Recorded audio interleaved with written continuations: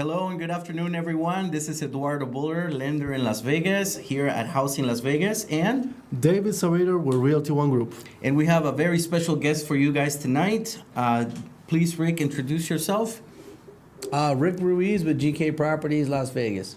So we wanted to change the format a little bit on how we do our show. More than anything, we wanted to try to spice things up a little bit, bring a little whiskey, bring a couple of friends that we've known for a long time. This is the spicing thing. That's how we spice things up. There you go. And we wanted to just kind of have a fireside chat with friends that we've known in the industry for a very long time, that have been seasoned in this market, that know what's going on in this market, and know the Las Vegas market very well. So that's why we invited Rick. I've known Rick for many, many years, and we've served together in NAREP, the National Association of Hispanic Real Estate Professionals. He was a president as well as myself.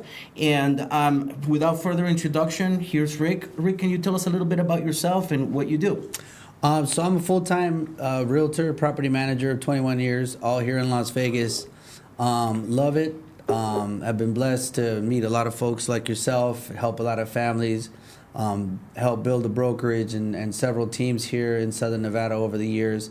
I couldn't be happier to be in a market at the right time, and also a lot of the people that we've met over the years that have continued to be in my life since I've arrived here in Southern Nevada 21 years ago.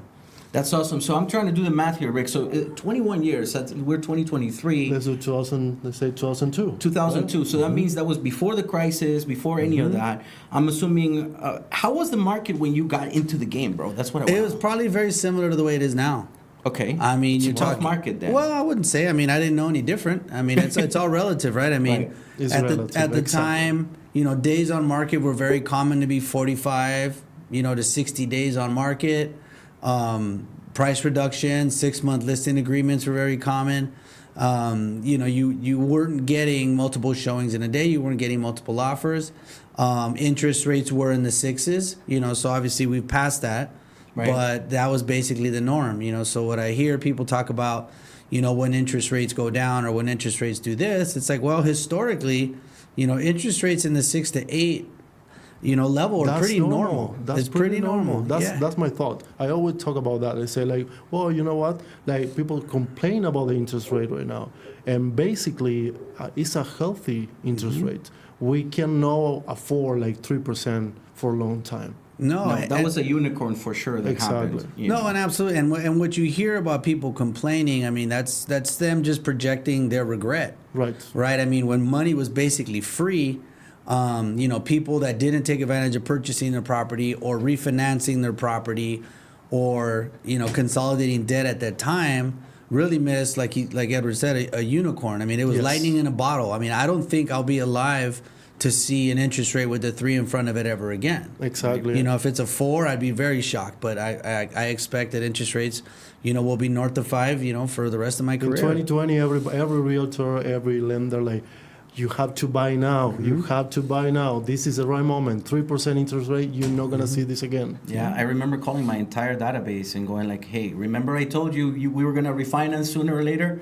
Well, this is it. Let's go and refinance all those loans. And, I called a lot of families refinanced at that time. And I'm happy for them because I don't think they'll ever get an opportunity to towards home ownership the way that they got, for sure. Maybe And- during and- the next and- pandemic.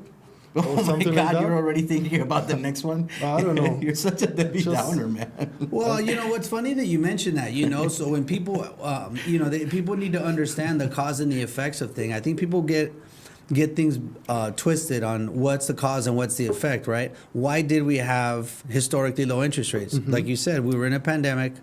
People were hesitant to invest. The perfect storm. Right? Yeah. Businesses were afraid to expand, to hire people. They're trying to keep people employed. You wanted to continue the housing sector to Right. thrive because it's such a vital part of our It is. economy. So all of the, like you said, elements of a perfect storm were in place. So it's like, in order to be able to get this economy off its chair, we need to do something drastic, and that was basically allow banks to borrow money at zero. Yep. And then there was a point where they were considering negative interest rates, if Yeah. you remember Yes. that. Just so like again, Europe. Yeah, we yeah, did so that. very, very drastic. So I think what people, be careful what you wish for. Exactly. If interest rates get down there, then that means something went wrong from the economy, from all across the board. So yeah, you might be able to get an interest rate like that, but if the economy is in that place, will you have a job? Yes. Right, right. Yes. And that's the next kind of thing that I want to talk about, right? So the current market has allowed,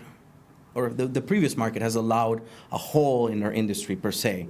We see lack of inventory, which has a lot to do with those interest rates, has a lot to do with a lot of investors coming into the market Yes, and taking it things from the regular homeowner or home owner occupier of a home.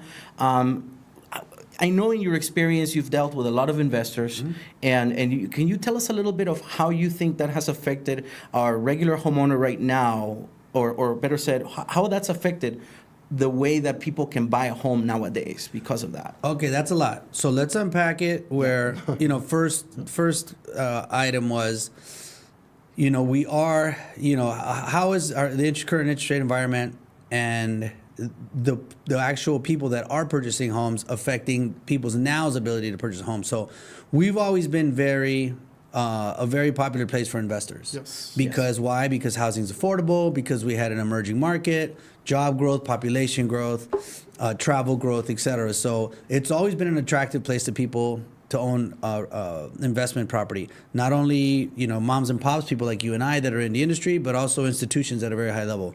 Right. So it's taken a lot of opportunities away from your traditional owner occupier, because traditionally the investors, they purchase homes that will give you a good return, a good rate of return, a good cap rate, which typically are your entry level homes, 3-bed, 2-bath, which is the first house that most people are going to be buying. To create home ownership, when they start a family or decide that they want to become homeowners. So the fact that the target demographic of homes, or what we call a buy box by institutional investors, traditionally fall into what someone's going to purchase for the first time, is very damaging, to the American dream, because I think that's maybe why, Fannie, Freddie, and the mortgage investors made it more difficult to have second home loans. Very much because so, what yeah. we were seeing was first-time home ownership was slowing down, but people that already own multiple homes were buying multiple homes. So Exactly. that's affecting a lot of the opportunities that people may get, and you see a lot of the frustration. And it's not only happening in Las Vegas; we're seeing it happen in markets across the entire country.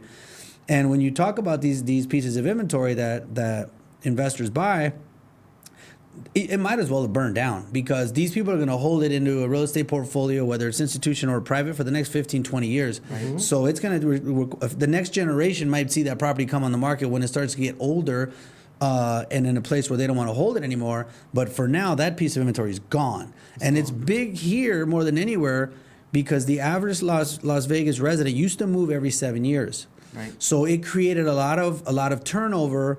People treat it like cars. I probably don't change cars every 7 years, but people Right. on average move every 7 years because it was affordable between the price of the property Right. and You the sell price of one, financing. you have equity, you put it into the other one, and you move. That's right? it. And so now what we're seeing is people are now stuck. And again, some people say it in a in a negative form, and I didn't help by saying stuck. But some people do want to upsize or Yes, downsize, yes. but they're like, well, I Absolutely. don't love my house, but I love my 2.25, my 2.75 mortgage, Exactly. Right? And or so, maybe a divorce or something that happened, Correct. and now they're stuck because if they sell, they won't be able to buy again. That's you know? exactly what's happening. So that's another thing that's causing, a bottleneck in inventory, is now people even want to move. They have the want, but now it's like, and I'm a perfect example. It's not a I've got good an deal, empty no. nest now, and I've got way more house than I need. Right. But my mortgage is so low. I kid you not. I pay less for my mortgage than I pay for my son's dorm in college. Exactly. Wow. So why would I move? I want a one-story, but I can still handle stairs for another decade if I had to, or if I wanted to, because I love my payment. And I think that's causing a problem. And I think people need to adjust to that. A lot of Yes. practitioners in our industry talk about, well, when interest rates go down, X, Y, and Z. Well, don't be attached to something that may or may not happen. And No. people, what I'm starting to see now is more people are out seeking lines of credit to borrow money against their house, maybe at a slightly higher rate, but they're not affecting their first mortgage. But now they're adding that second story. They're adding that extra family room. They're adding that extra ensuite, that in-law suite, or building a next gen in the back and saying, hey, you know what? we're just going to stay here and leverage the equity that we have. So in 10 Absolutely. years from now, when you have back problems because of those stairs, it'll be like, those darn interest rates. Yeah, that's it. You know? I love it. So, that's awesome, man. So, yeah, I love this conversation. Obviously, it's very important for our viewers. What is your suggestion for Yeah, the there new you go. buyers? For new home buyers, I mean, buy what you can, when you can, as soon as you can. Yes. And I bought my first house at 19 years old, and I want to say our interest rate, I want to say it was about 7.125 now. A lot of people like to throw that out, like, oh, when I bought my first house, it was 13%, but you were buying a $50,000 house. Do you think the Right. pandemic or the interest rate that we had before affected not just monetarily, like psychologically to the people who want to buy and say, no, the interest rate is too high? 100%, because they're comparing to the ideal, Right. and you can never do that. You can't compare No. to what was the perfect scenario. There was lightning in a bottle. You should have took a sip, and if you didn't, I mean, you can't wait for lightning in a bottle to happen again. You could be like I said, I don't expect to be alive to ever see an interest rate, south of 4 or south of 5, maybe. Rick, I remember we had this conversation a few weeks ago. We said, this is the current market and this is where we are. And you mentioned something about that psychology behind the buyer, right? Right. Your usual buyer. And it usually takes about 90 days, I think you said, for someone to grasp a concept and say, well, okay, this is normal now. Versus, well, we were in the 3s, yeah. If we go from 3 to 6, obviously people are going to freak out. But then if 6 stays the norm for 90 days or 120 days, that plays psychologically a part on the home buyer that we're trying to prospect, right? So in that sense, I think that was a great point you made. It does take about 90 days to 120 days, I think, for a market to kind of like comply with the current situation of whatever it is, interest rates, home prices, whatever it is. And what I'm seeing now, and I deal a lot with our Hispanic community, I see that we have, the regular home buyer who works at the casinos in housekeeping or utility porters, right?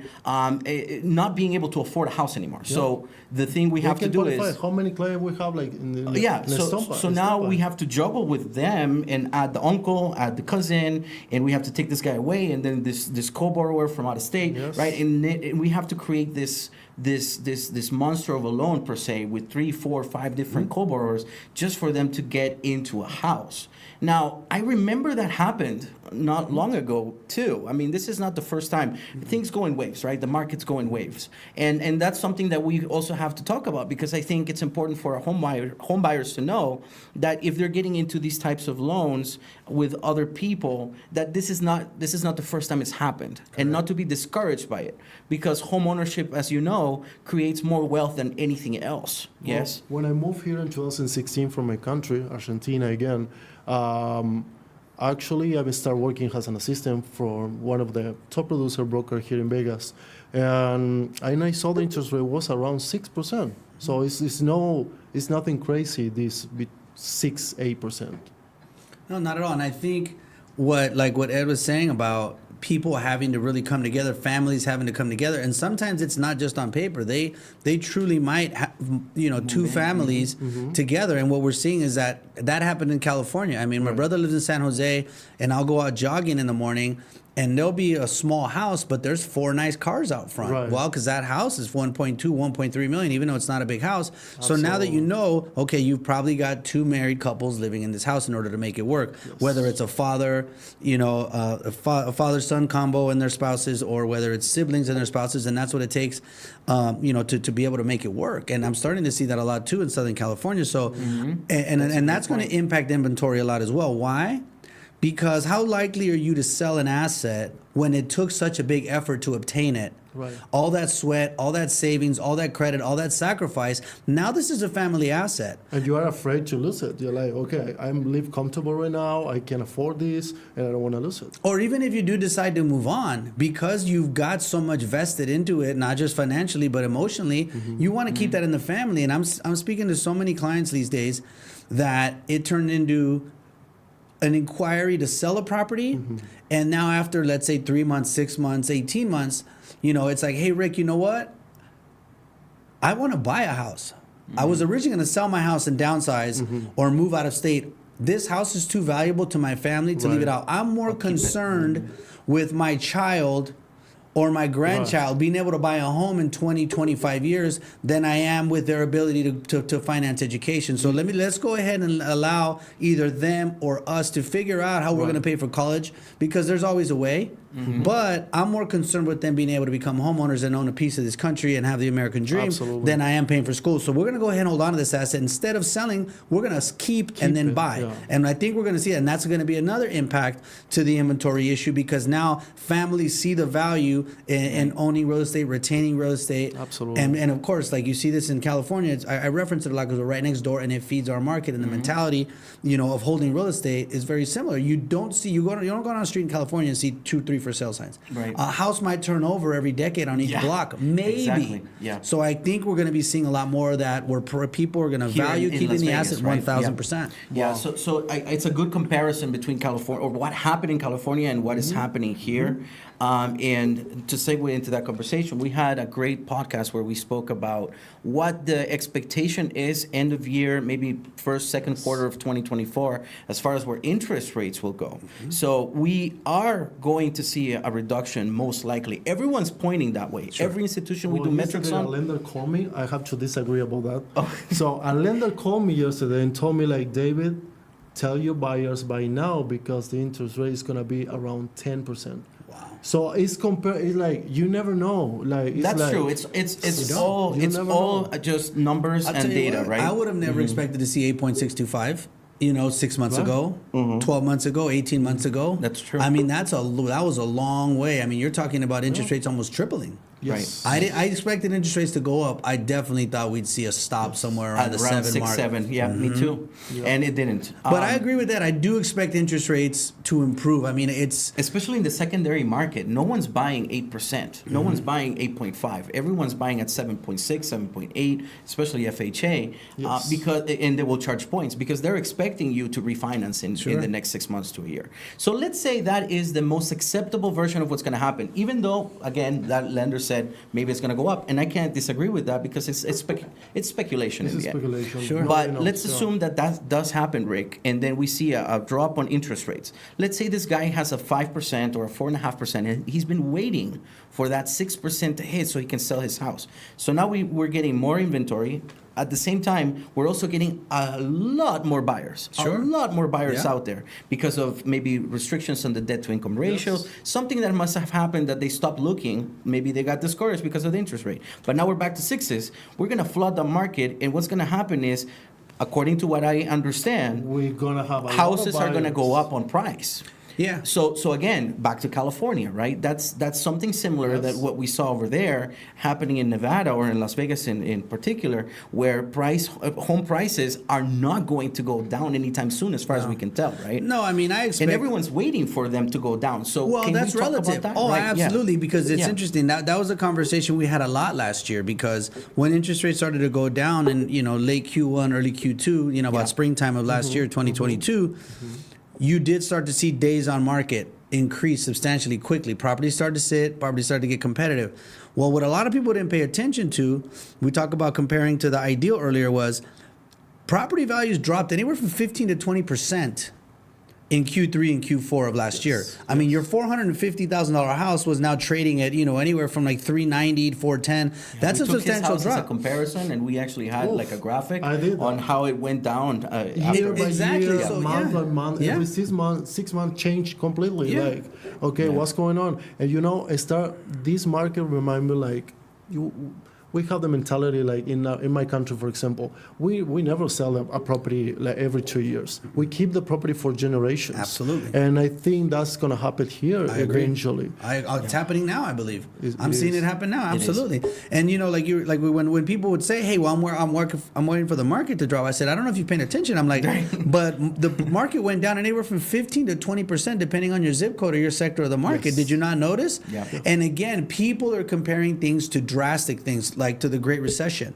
Right. Well, Oh, no. what was the trigger? Again, people don't understand cause and effect. No. It wasn't that houses got too expensive, people couldn't afford them. No, it was that they were printing money, people that were buying houses couldn't afford one. They were buying 5, 6. Exactly. So they had no equity. They had no problem walking away from the property. Okay, you qualify. Yeah, for we the called it the fog test. If you could fog up a mirror, they were issuing There you go. pre-approvals. I mean, you'd have people that were working on tips that didn't declare much income that were buying literally half a dozen houses. I remember Right. if you were in the industry when they called it 100% Nina. financing. Nina, no income, no assets. I mean, are you kidding me? Right. And so And they now, would pay loan officers more to get that type of loan Correct. instead of the other one because, yeah, obviously they were incentivizing that kind of behavior for sure. And so, people didn't notice that there was a great window of opportunity in the last half of last year where properties did drop 15 to 20%. So are we seeing slight pullback in the market right now? Yes. Oh, yeah. But what does that look like? what has happened, I'm seeing right? 3 to 5%. A house that maybe where people were hoping that it was peaking at like 450, like in the springtime. Now it might be going for 425, Right. 430. Again, not a whole lot to a lot of people. Not people thinking the bottom's going to fall out. I'm not going to engage. But to your point, if interest rates go from like let's say 8.5 to now even just 6, right? So now you're talking about every 100,000 that I'm about to borrow just went down by $150. So let's say I'm even just buying a $300,000 house. My payment just dropped by $450. So now when I get a call from Ed and Ed's like, "Hey Rick, instead of I know you were struggling to find a house at $380, now with interest rates, now you can buy $425." And now I'm like, "Okay, great," because the house that I used to want at $450 is now at $425. So I just went from being able to buy $380 to now buying a house that used to be worth $450 at $425. I'm engaging, Right. And most consumers are going to engage. So Right. again, what it's going to create, Demand. a lot of demand, Yes. and a lot of ability, Yeah. a lot of ability. And when you don't have inventory to supply that demand, That's gonna be prices the go problem. up. And I right? don't expect a Now lot of the inventory to come problem- out of anywhere. And that's the next point, right? The lack of inventory Exactly. and where it comes from. Yes. Obviously, it comes from building, and building stopped after our great problem in 2007, 2008, and a lot of builders pulled back. Now we're seeing builders going back into the game, but the Everywhere in procedure Vegas, or the logistics to get homes built has changed so much in the past few years because of the pandemic that it doesn't supply enough. Whether that's made through minds that are actually controlling the supply and of what's happening, or whether that's real, I don't know. But the point is, we are seeing a staggering change as far as inventory and who is going to be able to own a home in the next 15, 20 years. Sure. So the fact you could buy right now, even if you're getting an 8% interest rate, guys, it would still be relevant valuable. and No, valuable in but 10 valuable in years the because future, for sure. I even heard a statistic, guys, that corporate America wants to own by 2030 more than 50% of all property. wild. Right? Yeah, And- JP Morgan Chase is getting into the home everyone. ownership business, Elon yeah. Musk is building their own Yeah. neighborhoods, Yeah. and Yeah, they have renting one it in to Henderson. their employees, right? So to that point, home ownership is kind of like a battle against the system at this point, Yes. right? And I encourage everyone who has not purchased a home, especially the ones who haven't purchased a home, not an investor. Maybe an investor is out of the game for a while. That's fine because of LLPAs and things like Fannie Mae and Freddie Mac tightening up those things like you mentioned before. But as far as the homeowner that has never owned a home, even if it is with 2, 3, 4 people, imagine California happening here, which is going to happen, guys. It's going to happen. Right. It's happening already. Yeah. We're So- running so- out of land. We Yes. are. We're yeah. running out of land, so don't get me wrong. Between here and Reno, of course, cities will pop up, etc. But as far as the Exactly. valley's concerned, we're running out of land. Like you said, with the whole builder thing. Like for example, we had an agent ask a question at our sales meeting yesterday because there's a big BLM auction going next month.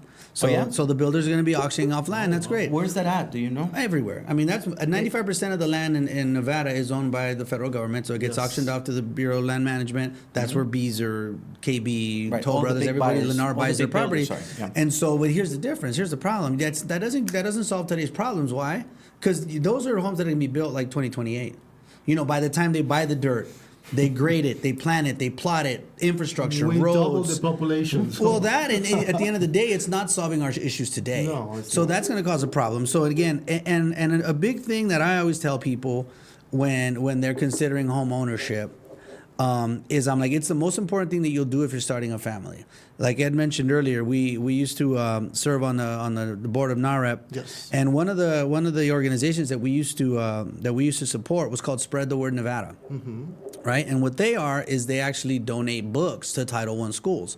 Why is that so important? Title I schools means most of the population qualifies for free lunch, which means that they're economically suppressed. And so the families, it was staggering what the biggest difference between homeowners and renters are. Oh, It's huge. Of the amount of books. A renter, there's about 5 books in the house, where a homeowner, the book count is like in the 30s. Why is that important? Because when you rent, they're heavy. They're the first things to move. right. So now all of a sudden, less books. I didn't even know that. Let's face it. No, a it was good critical, and that's statistic. why they're near and dear to me. They're right by my house over on Gibson and Henderson, and I invite people to volunteer, get involved. We'll put a link on the comments for sure. So you guys how can impactful check that it out. is, because home ownership creates stability. So now all of a sudden, Absolutely. if you're a renter, now you move schools. Like luckily we rented most of my entire youth life we rented, but luckily I only went to 2 elementary schools and went to 1 middle school and 1 high school. So we moved, but we stayed in places a good amount of time. But But when it's people, stressful. It's it's super stressful for kids that have to reacclimate to new schools, new friends, new programs, For new the parents teachers. as well. Can you imagine? All like, of it. You depend of someone who's a landlord. Like you say, okay, next month I need a house. Yeah. I can rent Before it I owned anymore. my home, guys, when I got to this country at 21, I moved literally, I count the times, 12 times in 6 years. Yeah. 12 times. Yeah. In different areas in town, right? So I get 100% what you're saying. It only took me until I purchased a home that I stayed in that home for many years. And then now I have my kid, and now obviously she's going to a certain school as well. And I don't think of moving because obviously the rates are great, as you mentioned, and I want to keep it that way. So obviously home ownership has a lot to do A with lot that. of impact. Yes, absolutely. Creates a lot of stability in families, and like you said, it can create safety wealth. and wealth for generations if you keep the Generations. property. Absolutely, Yeah. absolutely. I've been seeing that in Italy because I love to study like other markets in different countries. I've been He seeing. went to Vietnam, Oh, I went to Thailand. Vietnam and I studied the real estate over there. Well, Yes. history and stuff. I love that. But I've been seeing that because my family is from Italy, is coming from Italia, and then they moved to Argentina. So they brought that kind of lifestyle, like you live in this house and you die in this house, Sure, and you sure. transfer to the next generation. Yeah, it's the Like, same in like- Peru. It's very hard to see super someone hard. that is going to sell their family house. Like, it's almost Oh, no. impossible. Southern Almost California, impossible. where I grew up, a town called Oxnard. I mean, it's medium town. I think it was 150 when I was growing up. Might be 180 now. But people literally bought their house, lived in it, paid it Yeah, off, paid died it in off, it, and right? gave it to their family. Yeah. Exactly. It stayed. It think was there's it was the Buller household. It was the Ruiz household. You knew who stayed there. I think there's a country. I don't know if it's. I don't know where it is. Okay, in Europe, they actually paint their doors green once they pay off their mortgage. And I love that. it's beautiful, man. You see Okay, all the let's green. start doing here. Like you're not gonna see any green here. You're gonna paint a target. They got Exactly. discretionary income. Right? new market strategy So- for realtors. So just to close this conversation, guys, it's been great. Thank you so much, Rick, for Sure. your insight. Obviously, I hope you come back to the show and we can have more discussions like Absolutely. this in the near future. I think the core things we talked about important is homeownership is getting more and more difficult to achieve, and it's not going to change. It's going to get harder, and we all have to get together as families and make a decision as far as wealth building, and know that this is one of the main milestones we have to make in America, because Yes. I don't know about you guys, I don't know stocks that much. I don't know. We would need advisors and financial people to help us move around the market to make the same amount of wealth that we could create automatically just by owning a home and just seeing the equity grow as time goes by. Yeah. So don't let, I think the main thing is don't let interest rates scare you. We've been there before. It will happen again. Think about locking into the house, not locking into the rate. And I think that's very You important. have to load the house, know the rates. No, and to me, I'm like, make it a motivator. So now that's a big monkey on your back. Like I like Sure. the Robert Kiyosaki mentality of saying your house is not an asset. It's not until you pay it off. Right. Otherwise, it's a liability. So I'm like, use that as a motivation to go ahead and get this thing paid off. Make Gotta those pay double that. payments. Pour your bonus into, getting that principal reduction. Why? Because what the problem with America is the largest building in every skyline is a bank. Right. We've been bred and trained to get up to our eyeballs in debt. 2-car loans, house, credit card loans, school loans. Like your average household's got a half a dozen loans to half a dozen institutions. So instead of now all of a sudden, I wish I had a lower mortgage payment so I could have a nicer car. No. Get into the concept of let's pay that car off and roll it till the wheels fall off, There and you let go. me use that extra money now instead of buying a brand Pay new off car the for a house. 6, 7, 8, 9. Yes. I heard recently that the average car loan payment in the first half of 2023 is $1,100. I don't know many people that can afford that. So at the end of the day, I would say, like you said, Ed, buy as soon as you can. My daughter just bought her first house last week, so I'm a big proponent of home ownership early and often as soon as you can. But more importantly, if you don't like the payment, use it as a motivator to get it paid off soon. Exactly. There you go. Exactly. Well, thank you so much, Rick, for coming through Pleasure. and coming to our show. I hope to see you again very soon. Count on and it. thank you again for coming. David, do you want to say anything to end this? No, I think every information from the right realtor, and I mean the right realtor with experience, is important for the community. Absolutely, absolutely. And we will be sharing this all throughout, guys. We will share your link for that project you were mentioning. Yes. And thank you guys for listening to us. We'll see you on the next one. Rick, do you want to say anything Not at to all. end it up? No, thank you guys for your time. And like David said, the right advice from the right person, can change your life. And that's actually how I got into this industry. So Absolutely. Every thank you. Thursday, 4 p.m. We'll see you on the next one, guys. Have a good one. See you next week. Bye.